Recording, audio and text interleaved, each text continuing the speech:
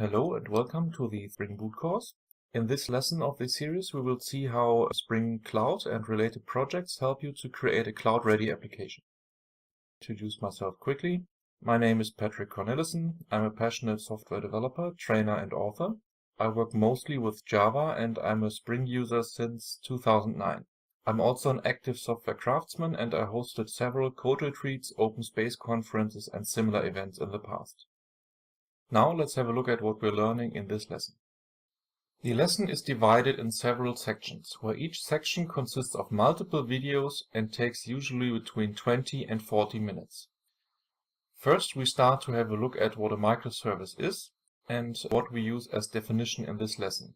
We also learn a little bit about architectural aspects and deployment.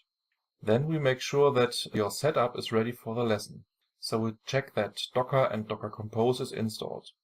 After that, we start by making the bookmark service cloud ready. For that, we add load balancers, introduce service discovery, etc. Now that we can have multiple services that work together, we can extract common aspects like login handling, shared static assets, or even time-leaf templates. Then we add another small service and add it to the UI and also add communication using synchronous REST calls between both services. Sometimes you need synchronous communication between services, but often you don't. So we switch to events to notify other services, which helps a lot when you want to code robust service networks. We have seen that you can monitor single services, for example using the Hystrix dashboard earlier. But when you have multiple instances of a service, or even a lot of different services, this approach needs to be tweaked. You need to have insights into the communication between your services to see when something goes wrong and where it went wrong.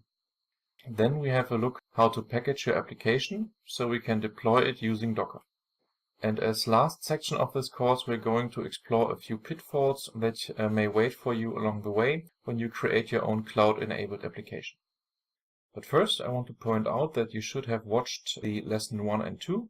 Or you need to know how to create your own Spring Boot service, how WebMVC basically works, etc. You, of course, need at least basic Java knowledge, and you should have installed JDK version 8 or higher, Apache Maven 3.3 or higher, and an IDE of your choice. I suggest IntelliJ. Now it's time to start with the first section. Have fun!